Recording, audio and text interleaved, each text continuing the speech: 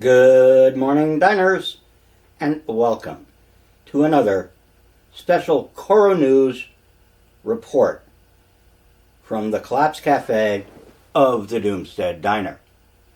And for today, we have something very special planned.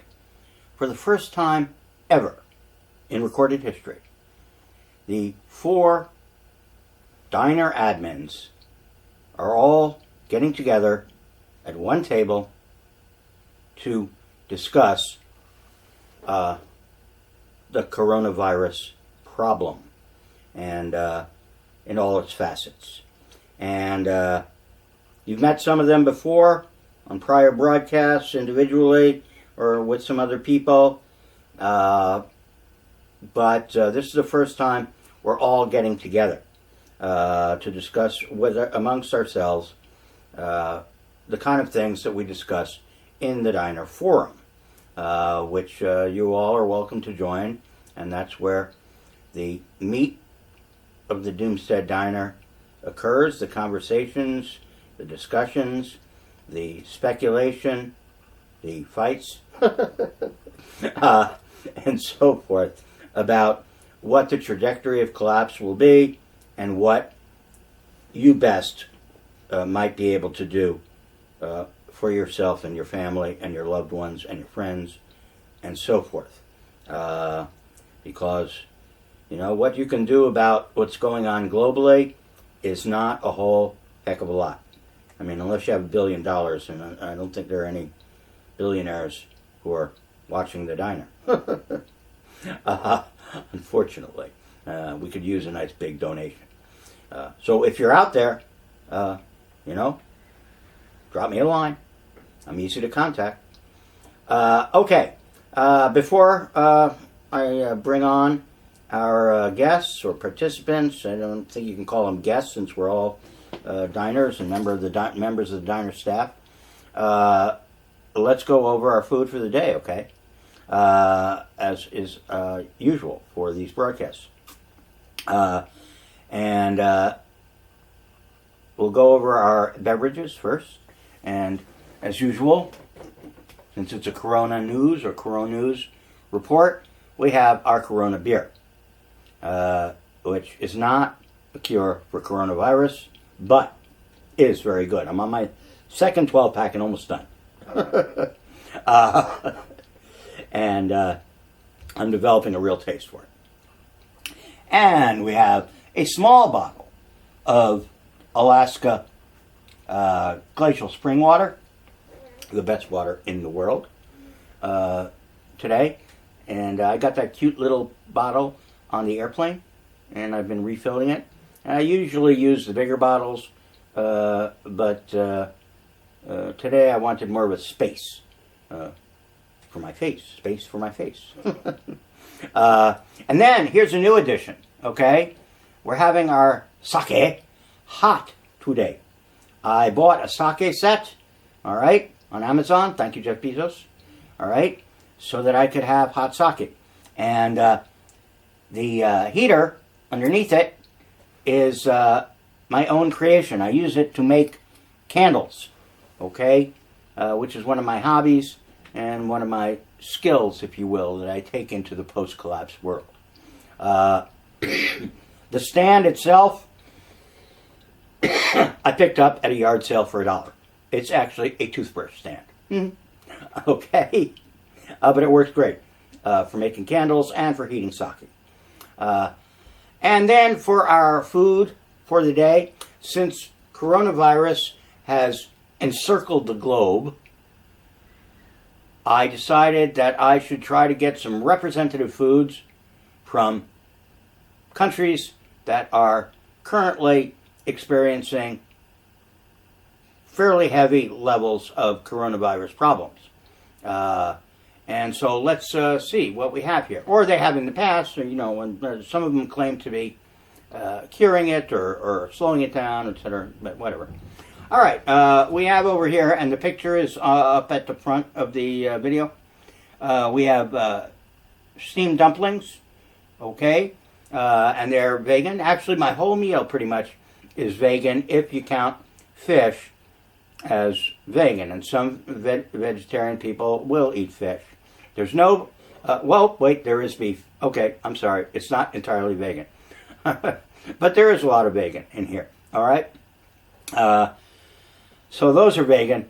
And then over here, covering the Mediterranean region, Italy, Spain, Greece, etc., we have an antipasto, and I've got grape leaves and anchovy capped tomatoes and olives and feta cheese, and I think there might be one or two other things in there. I don't know what I threw in. But it's good, okay? And I did not marinate and make that stuff. I picked it up at the Olive Bar, mostly at Fred Meyer, all right? Credit where credit is due. And then from Japan, besides the sake, all right, we have, and Tokyo is the latest big shitty to be showing rapid exponential increase in their number of corona cases. And Tokyo definitely has the potential to exceed Seattle, New York City, Los Angeles, etc. It is one densely populated place. And it's full of old people because of the demographics of Japan. All right? They are a rapidly aging population, similar to Italy, which I believe Italy actually exceeds them in the average age of the population. So we have that, and then from Japan, like I said, besides the sake, we have sushi and sashimi. All right? The sushi, again, I didn't roll myself.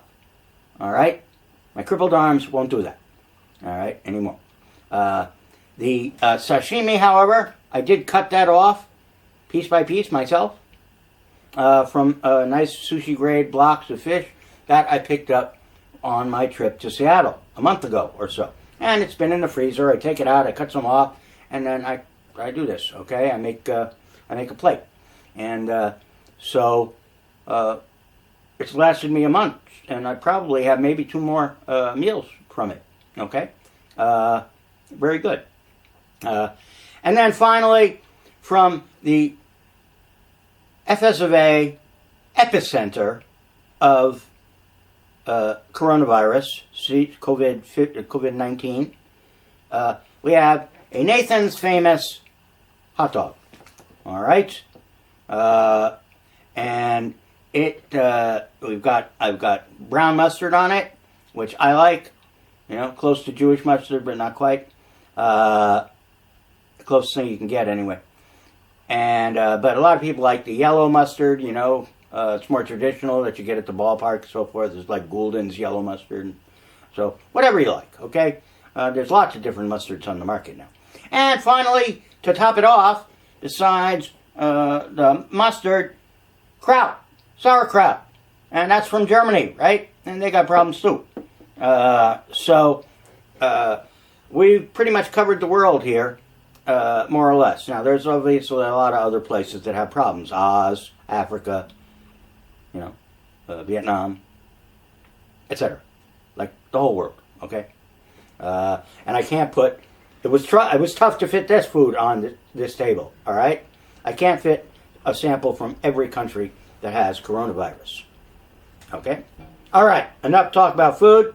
It is time now to meet the diners. And guys, let's introduce ourselves. All right, I am going to go around the screen here, and I don't know which direction it's going to be, this way or that way, because I don't know how it comes out in the rendering. It doesn't come out the same way it comes out on my screen, ever.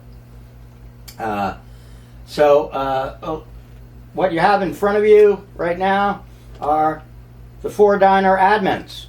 All right? There are 4 people who are currently trying to ride herd on the diners and who contribute to our blog and help me in, Surly, one of the people you see in front of you, he runs our Facebook channel and so forth.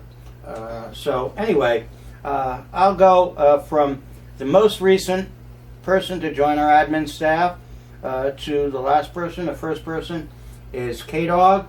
He's the fellow with the beard and the glasses. And he looks like Leon Trotsky, and he might be the reincarnation of Leon Trotsky. Here we go. He's wearing a Che shirt. Now, I'm Che. I am Che. I know. Okay. I'm Che. He's wearing that. He's wearing that for me. Okay. And he is a forcibly retired, for the moment, IT software and hardware engineer. Worked in the Computer Museum in Seattle, Paul Allen's pet project, which he ran until he recently croaked, went to the great beyond, and is now between jobs. So out there in software land, if you need an expert in all areas of IT engineering, and if he's not an expert now, he can be an expert by the time you call him. Then give us a call on the diner, contact us, and we'll get you in contact with Keith. So after that is next up, next most recent person, although he has been with us as a diner admin for a long time, is Monster 666. Oh, Keith hails from Seattle, Washington. So he's in the epicenter, one of the epicenters here in the fascist states of America of the virus, although it's been surpassed now by New York. And Monster is from London, England, and he's in the banking industry, and so he has some insider knowledge of what's going on with that, which is handy to have, and a good knowledge about the economic end of what's going on. But his interests, like our interests, all diverge to many of the facets of collapse. So you can't peg any one of us to one area. And then finally, the longest standing admin on the diner is my partner, Surly, who actually began the diner with me, and another person, Peter Offerman. And he's the one with the glasses and no beard, okay? And he has been of great help to me over the years, even though sometimes we've had our rough patches. Okay? But anybody you know for a long time, you're going to have a fight with, even your wife, right? So they have. All right. So let's get right now to the meat of things and see what's happening out there. So I'll start with Keith. Keith, you're, like I said, in the epicenter in Seattle of the virus and what's going on. Tell us what's happening to you in your area locally, what's happening in Seattle, how it's affecting you, et cetera, et cetera. Well, yes, this is one of the epicenters. There are several in the country. This has the distinction of being the oldest one. And Washington State has been under lockdown for over a week. And I really couldn't tell you what's been going on because I have not been going anywhere. I'm busy with the my own blog, trying to write what I can and follow and learn as much as I can because I'm using this as an opportunity to get our messages out. And it definitely has a lot to do with doom and collapse. So it's interesting. Right now, I'm more worried about it coming over the mountain passes back into Washington than it leaving Washington because we've got our stuff together, whereas the rest of the country is way behind, in my opinion. And lack of direction from the top, from a national level, has caused huge delays. It's going to cost more money in the long run. Huge hit to the economy, far more than is going to be necessary with competent management. But fortunately, we got some governors who seem to be behind the ball and we've got a lot of wise people who have been following the guidelines and trying to get the message out. Personally, I wasn't following that all up that well, but a couple of weeks ago, I just decided, okay, I've got to learn about this, and I just did a deep dive into epidemiology, and I knew a bit about it already, and the details about all this. So I came up to speed very fast, and then I got very angry at the idiocy that seems to be prevailing everywhere else. So that's where I am. So. Mm-hmm. Yeah, it is remarkably stupid what is happening here on so many levels that, I doubt we can cover them all in one broadcast. But, we'll try. At least touch on most of the stuff. Okay, Monster, we'll cross the pond to your place in jolly old England, and why don't you give us the latest and updates there? You gave us some update when you came on with me, I don't know, a week ago or something like that. But things are changing so rapidly now. They're changing rapidly here, like by the day. Why don't you tell me what's the latest from London? So basically, like at the moment, unsurprisingly, London is the epicenter of the United Kingdom. I think it's got about a third of the cases in all of the UK. And just to put that into perspective, the UK has about 20,000 cases. Although I should probably put an asterisk on that figure because testing has been quite limited, and it's limited pretty much to people admitted to hospitals. So nobody really knows the true scale of the problem. We've been on lockdown, enforced lockdown, since Monday. Although there was an advisory lockdown a week before. So we just have to see how things are going. Initially, there was like a lot of people using the underground and public transport when they didn't need to do. I think it's going down since, but really we don't know. It's like, I think the next few weeks, they're expecting a big surge in the hospital demand. So it's a case of wait and see a little bit. Yeah. Right. And with the hospital demand and so forth, it's, when do you reach the Italian level of, dysfunction, if you will, where, they're simply so far beyond capacity now that they've lost control. Did any of you guys see the Spain video that came out yesterday? I read an article that they're now they've stiffened up their lockdown, but I haven't seen any videos on Spain yet. No. What was it in? It was a video that came out from Madrid, and it was a person on the phone with a doctor saying how they were having to take people 65 and over off respirators. Well, not off, but not give them respirators. Mm-hmm. And it was a very emotional thing that was taken down. And I had it posted on my website for a while. There is a piece of it that was snagged and put into Dr. John Campbell's, which Monsa should know. He's a guy who I put on my blog a lot in this, and he has kind of a health show, and he's doing a daily report. But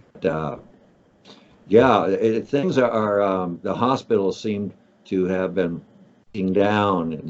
They've run out of, they're overloaded, and there has been a little bit of that happening here, but it's certainly not as bad as what's been happening, at least in Spain. Yeah, I think. Yeah. I think it's going to be a common theme, because I heard in Italy now, like obviously people are aware they're overwhelmed, but they're making it a thing. They said anyone over 60 is not going on a ventilator. That's what they're saying now. We're only reserving our hospital equipment for people we think have got a good chance of surviving. Because the thing to remember is some people, they can be on a ventilator for 2 or 3 weeks and then they just die. So It's like a waste of resources. And I think that's something that a lot of people are not aware of in the public. Yeah, it's a triage situation. They have to, say who has the best chance of survival, and the old folks, the sickly, the disabled, etc. They're all the high risk people that they're going to get the disease first of all, and then they're the ones you're least able to save. And if you're limited in your resources, then triage. You have to decide who's going to live and who's going to die, and that's among the most difficult problems in the world for anybody. Somebody's got to make that decision. Unfortunately. Yeah, one of the big ignorant messages going around, that really has gotten me upset is the people that say, let it rage, let it run through society. The sooner we get it through, the sooner everybody can get to back to work, the sooner it'll be over with, which is ridiculous. Yeah, death rate goes way up if you don't have medical care available. So right. That's an insane policy. All right, let's get around to back to this side of the pond, and this time not the West Coast but the East Coast with Surly. He is in Norfolk, Virginia. Okay, and he'll fill us in hopefully on what's happening in his neighborhood these days. Surly, what's going on? Well, I was telling Keith earlier, what's going on in my neighborhood is people don't have the good sense to stay the fuck home. It's a beautiful day, and I was out doing some yard work and, minding my own business, and the street in front of my house is filled with people in their cars going somewhere. Now, I certainly can understand people cooped up working from home want to go out and go somewhere. But where are these folks going? I am occasioned to wonder. I also watched a guy across the street come and talk to one of his neighbors on the porch for a while, and they were sort of, they had the door partway open, but he was just hanging out, haranguing them for a while. And I just thought, if he's looking for somebody to talk to and he dares across the street and walk toward me, I'm going to tell him once again to #stay the fuck home. So, we were talking about a lockdown, and some states have stay-at-home orders, some states do not. Keith was observing we're only starting essentially to begin that prospect, and absent that, this disease is going to go through populations like a hot knife through butter. Globally, we've already tagged over 700,000 cases. We're at 135,000 cases today. And that, of course, is up from 101,000 yesterday in the U.S. And the day before that, 83,000. So you can, and this is, we're not fully testing. There are plenty of people who are showing signs of disease who can't get a test because they haven't been in contact with anybody who has traveled abroad, or whatever the conditions for the local tests are. Tests are in short supply. There's no idea of a vaccine on the horizon, and our overall policy is madness. What's that? I'm sorry? They're worth about $200 each, a test. $200. I mean, it's just something, the $200 to me doesn't mean that people shouldn't get it, but I'm just saying, I'm bringing it up to point out that it's not as simple as just test or us. Yeah, but besides that, who's making that money? The pharmaceutical industry. Somebody is collecting that $200. All right. Look, if I were showing symptoms, I'd be happy to, find $200 out of my rapidly melting 401k to pay for a test. Not a problem. Yeah, but you're middle class, Surly. What's that? You're middle class. You're not. The vast majority of people in the world don't have not in the world, in the USA, don't have a 401k. They live paycheck to paycheck. Right now they're probably out of work. They can't afford their fucking rent. How are they going to afford $200 to take a test? Well, one of the things that Monster was talking about, how they're talking about do not ventilate orders for older people.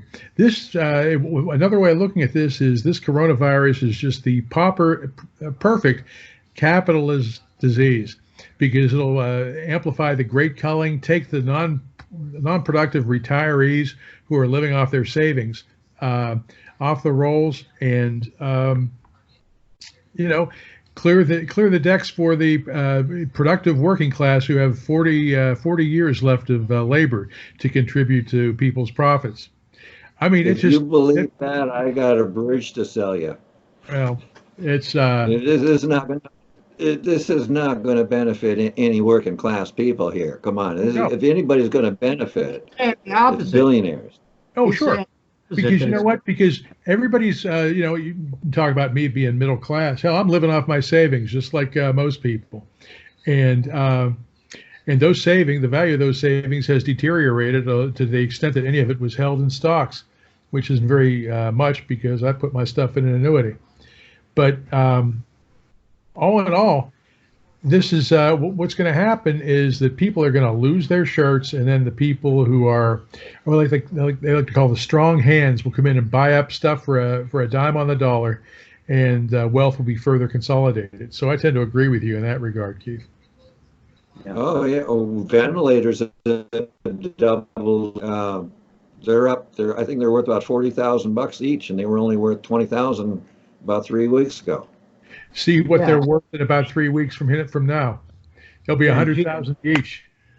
Yeah, GM is supposed to be starting production of them. El Trumpo ordered General Motors to start making ventilators instead of cars, and that certainly makes sense, of course, since cars aren't selling.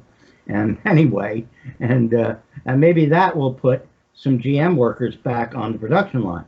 Which wouldn't be apparently there was a deal to buy ventilators from some manufacturer that fell through because the Trump administration decided to, for once, to haggle over price. I take careful note, though, that we're still buying F-35s. Right.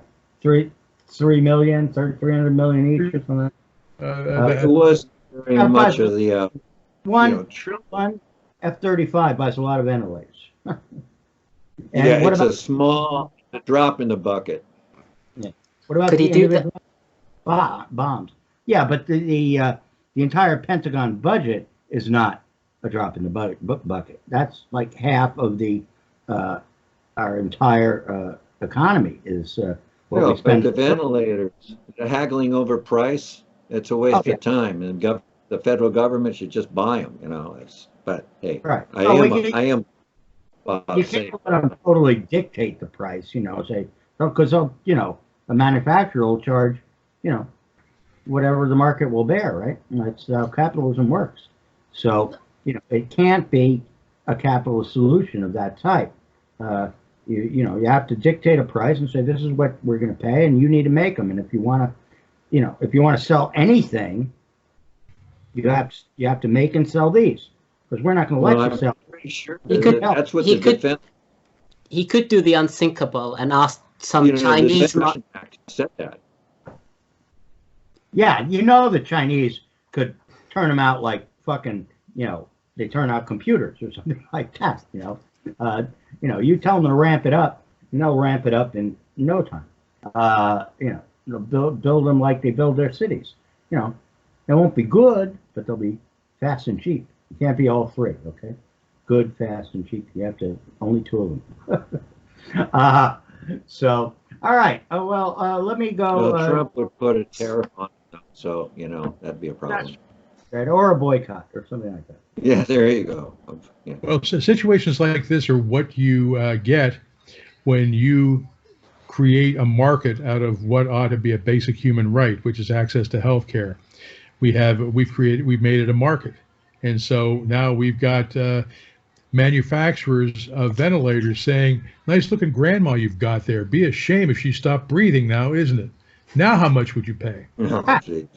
No, capitalism cannot address a pandemic. This is have to think a market solution can even have a role in this is ridiculous. Yeah. This needs to be and it's a time like a war. It's it's like a Pearl Harbor. dramatic leadership was called for. Still is. Yeah, it is. It you know, there's bottom up stuff that each of us needs to do and can be done. But in terms of addressing the social problems as a whole, correct.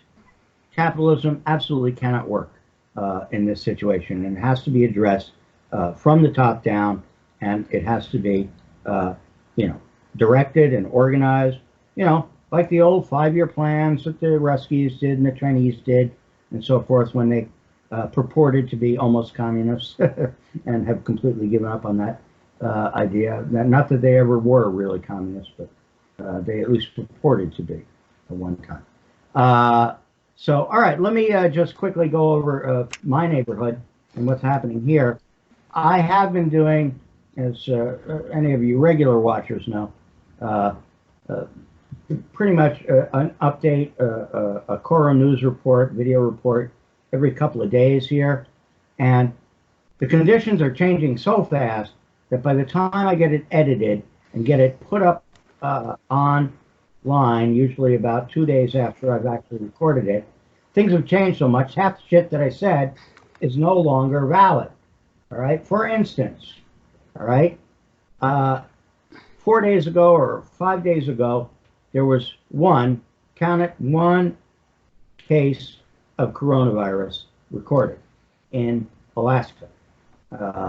And it was a grunt who came up on a military transport, and it was found relatively early that he had it, and he self-sequestered on a military base. So, okay, sounds pretty safe, right? Like it's not going to expand too fast. And 2 days later, we've got 69 cases, okay? And now today, another day later, 85 cases and one dead person. And so that's, 4 days ago, 85 today. Don't try to extrapolate that out because it is, in a linear fashion because of sex and it's, and it's going to get bigger, going to get a lot bigger here as well as everywhere else. I don't think it will get as big here as it is in a place like Seattle or New York City because we don't have population density. So it just can't transmit person to person as fast. But it's going to expand here. And as of yesterday at 5 p.m., and that's yesterday real time, not yesterday the time that this thing will actually get on the air, which is probably at least 2 or 3 days out before I can do the editing on this one. This is a big one.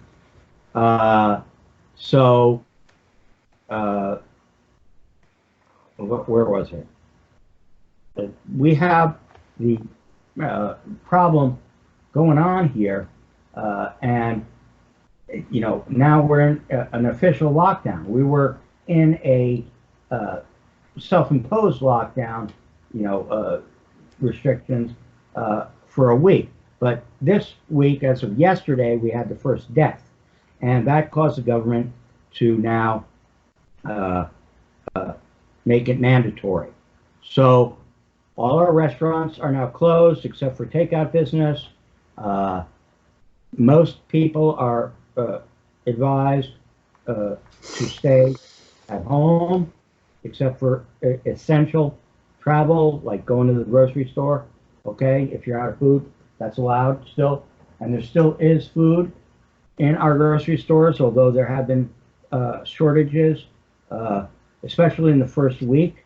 We had a lot of panic buying that went on as the news became more prevalent here in Alaska about the disease. And so first thing that went off the shelves was toilet paper and paper towels, okay? Paper goods. And those still are dicey, whether they're going to be there or not, but it's better. And so is the environment inside the stores. There's not this huge crush of people like there was a week ago in the stores. And I've been to the three main ones, my closest one, Three Bears, as well as Walmart and Fred Meyer, which are two other big food superstores and they sell other stuff. Three Bears is mostly food. There's less of a panic feel. It feels to me like now the people have bought up the stuff that they think they need to carry them through. I don't know, at least a month. 2 months. I don't know. But that's a big question, of course, in everybody's mind: is how long is it going to last? How long can our society and the people who are dependent on their jobs, don't have a lot of savings? There's no exit plan. No exit. No. All there is a $2 trillion bailout, which, it's going to last about a month. Right? That's $1,200 per person, per adult, $500 per child. For the people who are at the lower end of the income scale, it scales down if you make more money than that, or more money than, I don't know, 30, 40,000. There's a calculator online that you can go to. And I check mine. I get the full 1,200, okay? Because I'm poor, officially speaking. And, but I don't know what everybody else is going to get if you check the calculator. So there's not an exit plan. There's not any plan that I can tell at the moment. Sure, there's a plan. Sure, there's a plan. Everybody's going back to work Easter, and we're going to market it as an American resurrection. There you go. That's right. And then we'll shut off the news about how many people are dying. One of the great difficulties in trying to contain this is the fact that you've got a full 40 to 50% of the population who are convinced this is nothing but a Democrat hoax to impugn Trump, and that none of this makes any difference whatsoever. And you've got some of these pastors of megachurches that are still having these mondo church gatherings without any regard to social distance. You had the governor of Mississippi, who famously this week ordered this ruling, which, whether it was in his intent or not, was read to overturn local ordinances to stay at home.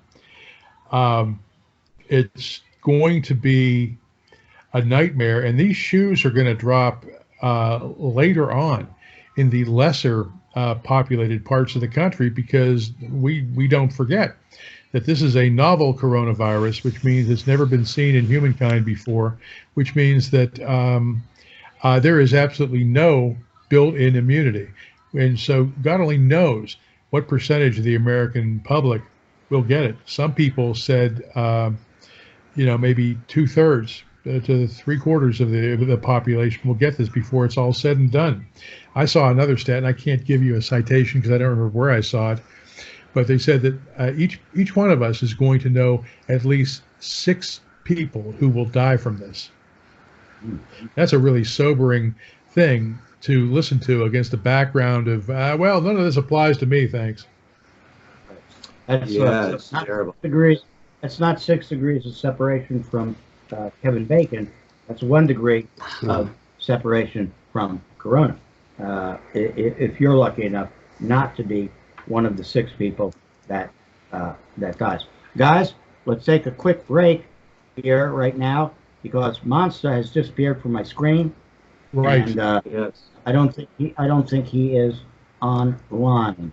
So let's see if we can get him back before we continue. All right, I'll be around. Yeah. One of you guys, because I'm not running my email, do you guys want to mail him and see what the story is? Let me check here. Okay, folks, we are back. We had some camera issues, a connection issue with Monsa's camera or his internet connection or something. And then I had a problem with one of my cameras that I do videography with besides the line feed. And so all I had to get fixed. And that took a few minutes. So we are getting back to it now. Okay, guys, let's talk about the national level of problems. We were talking a little off camera while we had the problems. So let's pick up from there. Surly, I think you were talking about some stuff. You want to continue that thought that you just had? Oh, God only knows what that thought was. I was actually responding to something that Keith said, but I will just make this point. Keith had made the point that we were talking about Trump and how so many of the things that come out of his mouth are lies. Either that or he doesn't know what he's talking about. He sows a great deal of misinformation. But Keith also made the point that he doesn't understand the exponential function. Well, I would suggest maybe most of us don't understand the exponential function. Keith made the point that this disease is breaking like a wave in ways that we can't even acknowledge. The weather, I was watching the Weather Channel the other day, and they have an app that for phones, and there is a part of the app which is a COVID-19 update on the app. I just checked it while we were in a little bit of hiatus here, and the number of cases in Norfolk is up 366% in a week. I mean, the fact is that nobody has. 3.6 and there's probably 56 or 60 in Southeast Virginia. And that number is what is being reported by already overworked, overburdened, and stressed people who are dealing with it in the front lines, and amidst the fact that you can't get tested. So we have no statewide testing, no statewide plan for testing. So I would add zeros to all of these numbers if you want to come anywhere close to a realistic assessment of where we are. And Well, we're 10 days behind Italy is where we are. Yeah, You know, 10 days. 10 days. That's a good predictor. 10 days behind Italy. I think one of the things that I would say. Yeah, go ahead, Mopsa. One of the things that I would say, and actually the WHO is doing this, is like, if you're tweaking the death rates and stuff, and you measure it, it's like a 14-day delay. So basically, you're seeing in America, just give or take, 20,000 every day, something around that figure. You'll start seeing the death figures from today's data in 2 weeks' time. So that's how you have to manage things and how to see it. There's when people, because I think sometimes there's even a dialogue now saying, oh, not that many people are dying, but the people dying today caught the virus a few weeks ago. 2 weeks ago. Yeah. Yeah. So the ones who are catching it today, you won't see them on the deaths column until a few weeks. And that's, I think, a bit that a lot of people, they don't understand. Everything that you're analyzing, you're kind of analyzing with the rear view mirror a little bit. Right. Yeah, it's That's and right. one of you guys made the point that what the government is doing these days isn't proactive, it's reactive. Okay, they're not in any sense, at least here in the FSFA, trying to get out in front of this thing.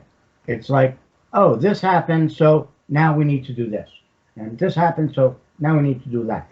It's like they sent a hospital ship to Los Angeles, 1,000 beds, going to be the biggest hospital in LA now. But that's one ship, okay? You know how fast 1,000 beds are going to fill up in that ship? A week, 2 weeks, maybe. And do they have It any more? won't mean anything when deaths are in the millions.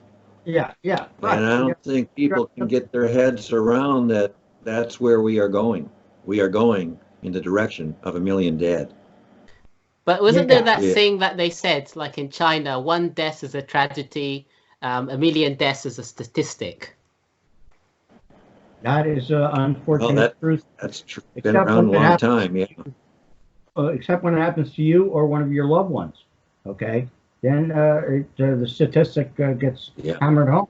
And I think Surly brought up the point, also off camera, about each one of us will at some point know 6 people who died from coronavirus. That's My it. wife and I have a colleague who has already lost 4 people to coronavirus in Virginia. Wow. Now Wow. that's some statistical anomaly. I mean, for what already with It so is. few. It's a spike, but it's also a sad truth, and it's not a statistic. Mhm. Yeah, certainly not for him. Or her, but yeah, Or her. your point is made. So, it's going to hit home for everybody at some point here. And it certainly has already, on the economic level. And I want to, drift over to that a little bit now, rather than the direct effect of dead people from it, which is the somewhat more indirect effect of how it's going to disrupt the economy and how that is going to affect the lives and the well-being of many people. Well, Already Trump's have behavior financial trouble, is- people who are homeless, etc. So let's go around a little bit and talk about economic. Keith, you were trying to interject. Why don't you start? Yeah, Trump's behavior is making this thing the most expensive it could possibly be. You is wasting time before you even. You're still going to have to put into place the real one, not the pretend one that we're under now. And so everything that's happening now is wasting time. The whole stimulus package that RE said it's going to be gone in a month. Well, then we're going to need something else. Now, if we had done the smart thing to do would have been to do the right things from day one. That would be the cheapest in a long way to go. But by being confused and not showing strong leadership, the price tag that is going to be put on this thing is way more than what it could have been. And I wanted to say that. I don't think I've heard anybody else look at that from that point of view. Well, just like the deaths are on an exponential curve and accelerating, so too will the money that is lost and money that needs to be spent and so forth. That's going to go up exponentially also. A $2 trillion bailout today is a $20 trillion bailout in a month, okay? And so forth. And then 40 trillion and 80 trillion. And, that's how exponential works. It's not necessarily doubling. I mean, sometimes it's a logarithmic function, all right, where it goes up 10 times every, periodically. The point is it feeds on itself. That's right. That's where the function comes from.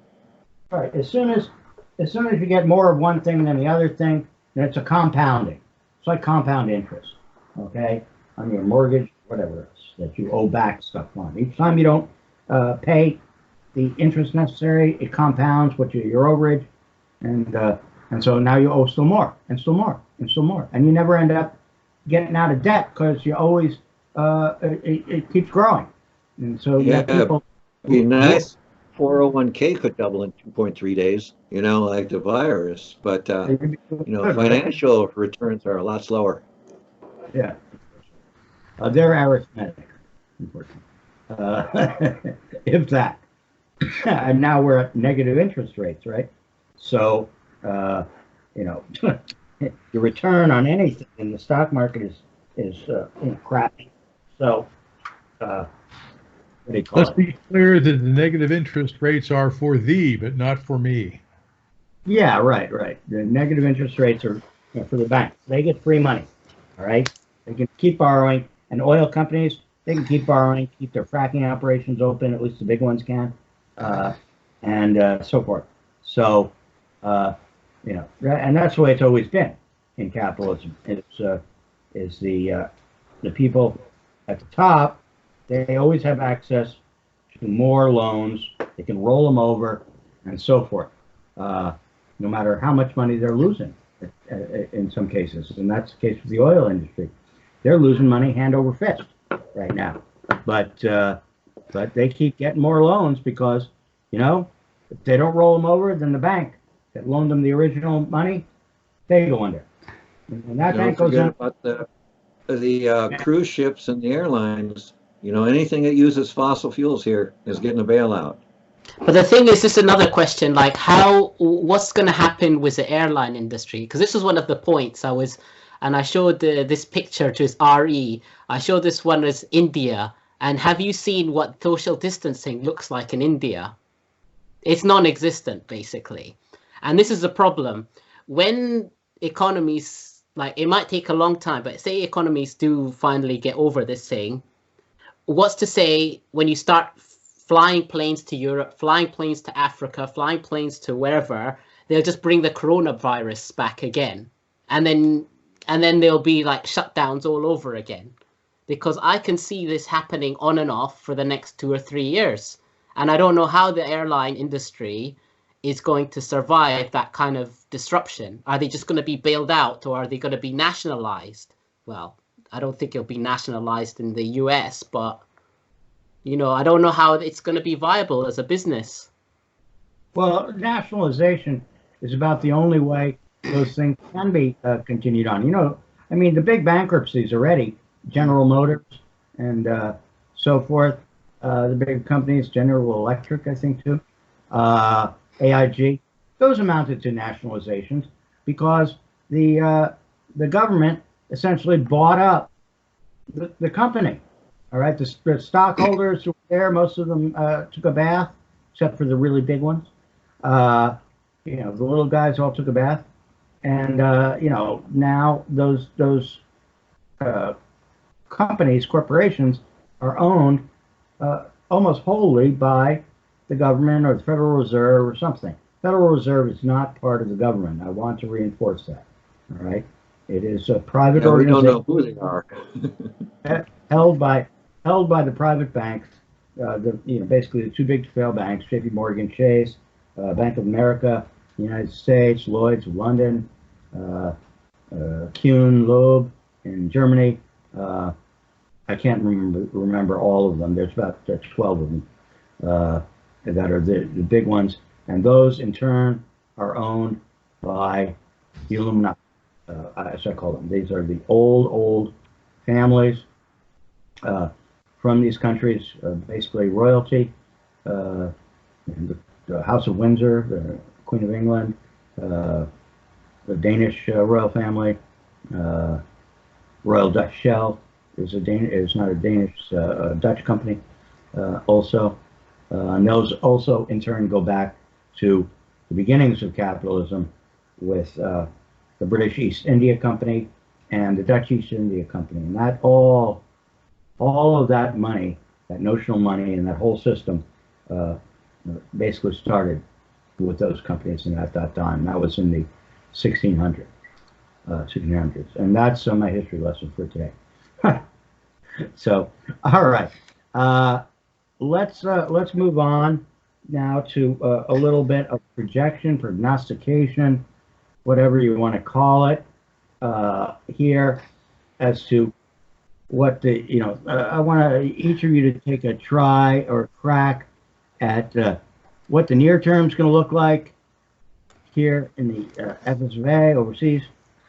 Then in the medium term, near term, I'm saying the next couple of years, or even months if you want, however you want to break it up. In the medium term, 5 to 10 years, and then long term, 10 years from now, where are we going to be at, in your humble opinion? And you won't be held to it, so don't worry about it, okay? And for this, let's start with Mansa. Mansa, where do you think we're going, and how are we going to get there? I'm guessing, the immediate future is just going to be a lot of it centered around this corona and how to deal with it. I think it's really going to depend on each region's going to handle it better than the other and vice versa. So it's really hard to say because we're kind of, we're still at the beginning of this, I would say. We haven't reached the peak and we don't know when the peak is exactly, although I do feel in places in Europe, you might see the peak happening in the next 2 or 3 weeks. I mean, with Italy, it looks bad, but Italy is not longer really going up exponentially. It's going up in a linear fashion now. It's about 6,000 a day. So it's sort of, this curve is leveling out, even though the death toll looks really bad. So, it might be better. The issues I'm seeing in Europe at the moment is, the economies are in the toilet, debt levels are piling up, and you can guess what's happening. Italy, Spain, they're like saying, we need support from the EU. The Germans are just seeing it as, oh, the Italians need another bailout again. That's the sentiment. So, and then there's the Chinese in there bringing in their equipment. Italians are thankful about it. They're turning around to the Germans and they're saying, what the hell? Why are you not helping us? Germans are saying, we help you plenty of times, but you just give us the finger. So I think it might cause some instability with the EU nations. And then that kind of goes back to the Brexit. I think people remember the Brexit after the whole palaver with the coronavirus. If England doesn't crash and burn, then it might be attractive to these other countries. So that could be another potential black spot. Longer term, though, it's hard to say. It's like predicting the future is a fool's game. Everyone's going to look dumb. I'm a bit of a fool, so let me try and say something. I still maintain that I think the thing is going to fall apart when you go on the other side of the curve on peak oil. Once the oil production goes down, it's been maintaining a high amount much longer than I expected. But when the time comes when production does go down, energy goes down, I don't know how you can keep the economy going with year-on-year falls in total energy levels. I think that will be the thing that breaks the camel's back.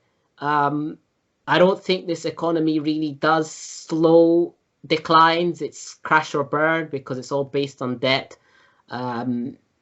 So that would happen. When it will happen, it's hard to say. Perhaps the coronavirus might buy us a year or two extra if it's really bad, because I mean, it must be crushing demand at the moment, these lockouts. I mean, definitely you're in the pollution side of things. If you look at those graphs where they show pollution, it's way down, and that's a clear sign that, economic activity is dependent on energy and, as a result, pollution. You can't really go down to zero emissions without crushing the economy. So Yeah. So I would say burning oil. Yeah. So I would say 5 to 10 years, but I said that 5 years ago, so I'm a bit hesitant. But I think it has to come. Oil isn't infinite. It can't last forever. So it's got to come, and it will come soon. That's my idea. Yeah, that's about the best you can say, is that it's coming, and it's coming soon. Everybody knows the plague is coming, and it's coming fast.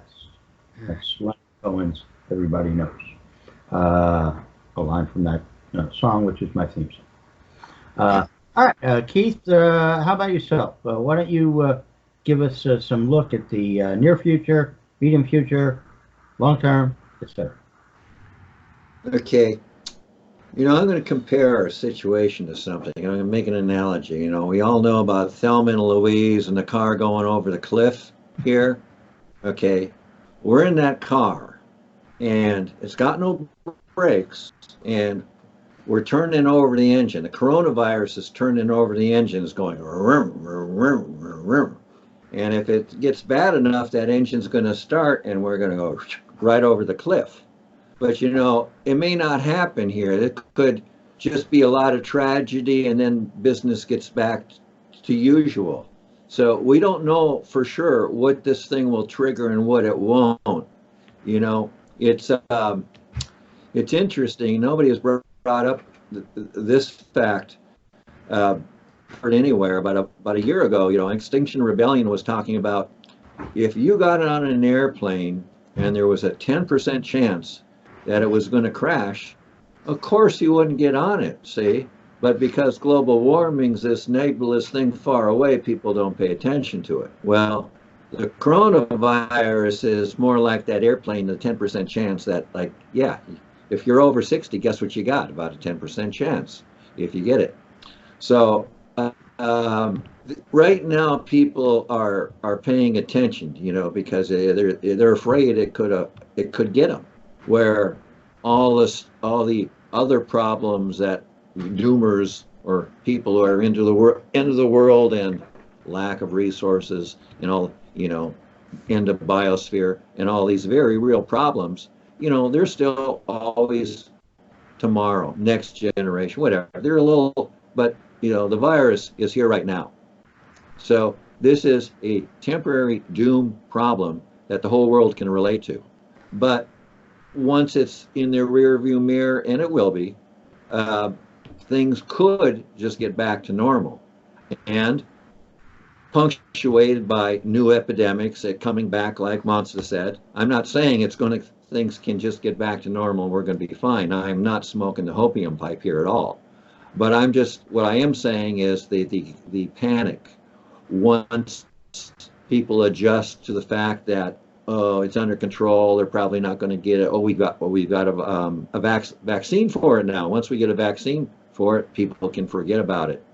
And so I'm not, it's like a spark in a powder keg, and maybe the spark will go out, or maybe the spark will start a big fire and blow up. It's a big unknown. But I see it, as an opportunity for us to get our messages out and try to grow some awareness about the problems that the world really has that people don't know about. Because people have been talking about this happening for a long time, and I haven't quite understood their logic myself. But I think the idea has been that you're ripping down forests, you're ripping apart the biosphere and causing things to move around, and the whole confusion of life.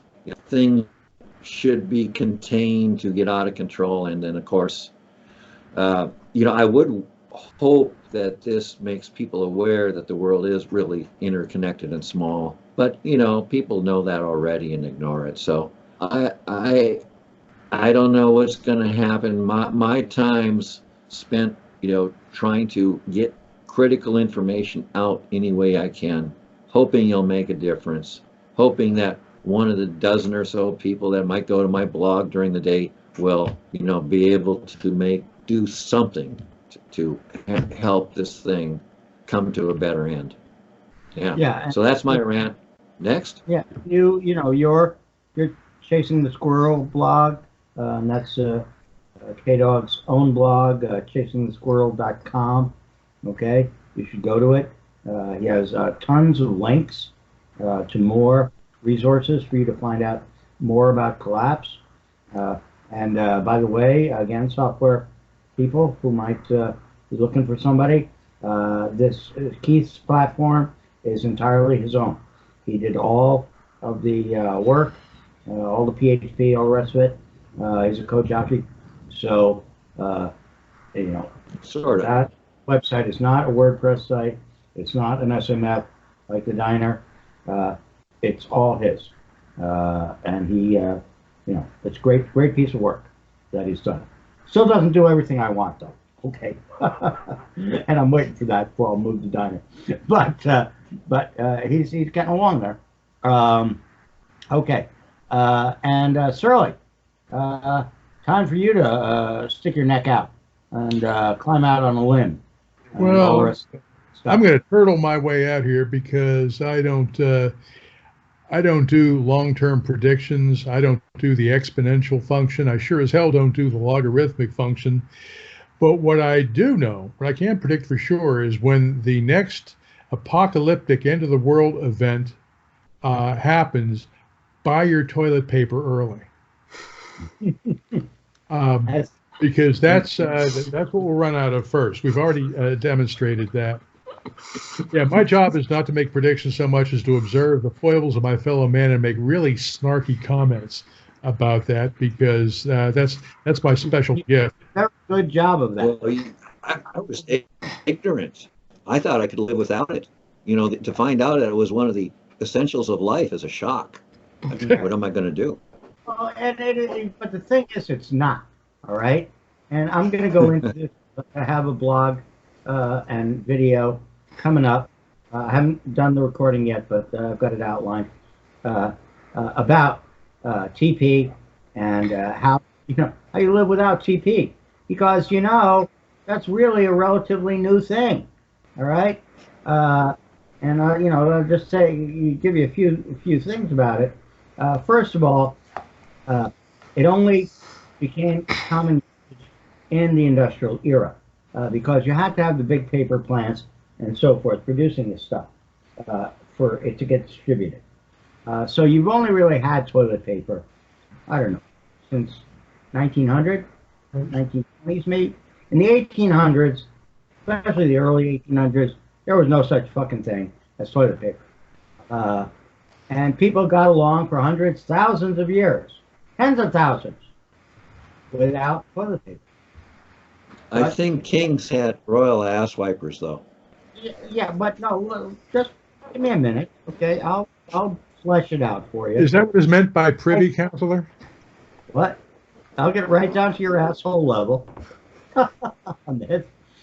So anyway, okay. So how do you deal without toilet paper? Well, the easiest way, and the other animals do it, is leaves and stuff like that, bunch of grass, etc. You wipe your ass with that. All right. You can go outside, pull some grass up, and you'll do an okay job. Don't flush it down your toilet, okay? Your septic system. Don't use poison ivy. Yeah, and don't pick poison ivy. Yes, okay. So that's one thing. Now the French also in the years, and much of Europe, Italians also, and Greeks, in many places in Europe when I traveled around there back in the 70s, they still had bidets in their in your hotel bathrooms and your bed and breakfast. And a bidet, for those of you who don't know what one is, it looks like a toilet, except it's got a little faucet in the middle of it at the bottom, okay? And when you turn it on, it squirts up like a fountain, all right? And it squirts up towards your asshole while you sit on the bidet. And you then you just use a washcloth or whatever, and you rinse it off. And actually, that works a lot better than toilet paper. Okay, you can get a real nice pink asshole. Whereas when you use toilet paper, it's hard to do seriously. Are we really doing this? But I'm trying to do this. Somebody get the hook. All right. I'll quit. I say nothing. I'll do that for my own video. Hilarious. And there's other solutions too. Okay, just let me say that. And then I found my own solution, at least, for my lifetime. Which I will. But save it for your next post. I will save it. I will save it for the next video. All right, my friends. We have covered the diners here on the round table. The knights of the diner round table have covered If you can make anything out of this, good luck. Yeah, right, exactly. And we don't purport to be, experts or knowledgeable. Well, I do sometimes. Yeah, me too. I mean, I pretend to be, Mr. Know-It-All, right? It's my icon. I got to turn my camera back on. I did another 3 gigs. Give me a second. Oh boy. And we will be off the air. Yeah, I should have known this was taking a sharp turn downhill when we were going into the alternative to toilet paper rant. Yeah. Jesus I Christ. should have not said anything. Well, he's an asshole, so he naturally knows a lot about these things. I couldn't buy it. I actually started Oh, shit. doing it because I have a dozen or 2 dozen rolls actually in the house already.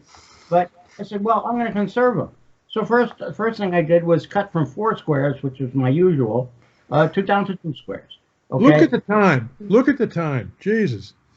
Yeah. Your battery. Yes, don't waste your battery. Hey, let me finish the video. Okay. So we've had a good discussion, and you can take anything we say with many grains of salt about what's going to happen and so forth. Although much of what we do say about what is happening is better information than you will get from the MSM, the mainstream media. All right, you are getting a lot of hokey bullshit coming from places like Fox News and even the better, theoretically better organs. But I won't name them because they're almost as bad as Faux News. So you should visit the diner. Visit us at the diner. We have more than one outlet for you to get information, whatever you like. As I mentioned, Surly has the Facebook channel. If you're a Facebook user, you can get links to much information there. We have the diner itself, our blog, where if you're a reader, you're not into that much dialogue and chatting, come and visit our blog, read what we put up, and we have several people writing, among them Surly, Keith, myself, Hugo Barty contributes as well, George Mobus, he only does 4 blogs a year these days, but Irv Mills writes as well quite a bit, and quite a bit of length. So there's a lot of different perspectives there on the blog for you to read from. It's not just me. And then we have our YouTube channel as well. It's collapsecafe.com. For those of you who like to watch rather than to read, and a lot of people prefer that for one reason or another, and that's fine. Okay, and that's why I'm doing vlogging now as opposed to blogging, because I think I can reach more people. And as Keith said, that's the important thing here, is to try to reach as many people as possible. And then we have our SoundCloud channel. For those of you who don't like to watch and have other things to do, you can download the audio from these broadcasts from SoundCloud, and you can put it on your MP3 player. You can play it in your car while you're driving through traffic. You can play it while you're from your cell phone, while you're outdoors in the garden, doing your gardening in your victory garden, permaculture garden. You can do it while you're sitting in traffic, driving to work that you probably no longer have. Okay, so there's a lot of ways to get the information from the Doomstead Diner. We hope you come join us there. We're always looking for new people because you always need new perspectives and new thoughts.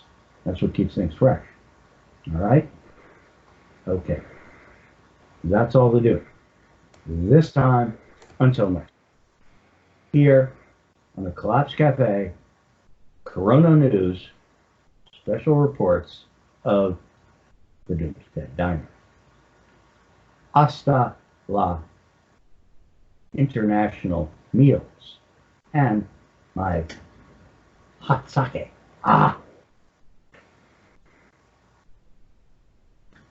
It's a wrap.